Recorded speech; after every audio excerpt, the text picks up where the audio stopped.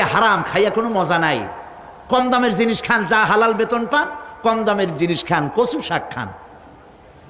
হাসতেছেন আপনারা? আরে ভাই, কচু শাকে 100% ক্যালোরি। কচু শাক খান বেশি করিয়া। বিদেশি আপেল, আপেল তো আমার দেশে হয় না। বিদেশি আপেল বেশি না খাইয়া দেশের পেয়ারা খান। 2টা আপেলের সমান 1টা পেয়ারা।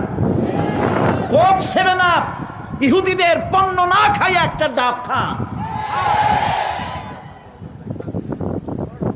আর বড় সাইজের পাঙ্গাস না খাইয়া চেলা, পুটি, মলা, ডলা, কাসকি, তারপর লোট্টা, জি, এগুলো খান। কি হবে? এগুলোর মধ্যে রয়েছে ফসফরাস। খাইলে পরে চোখের দৃষ্টি বাড়তে থাকবে, হার্ট অ্যাটাক করবে না, স্বাস্থ্য ভালো হবে।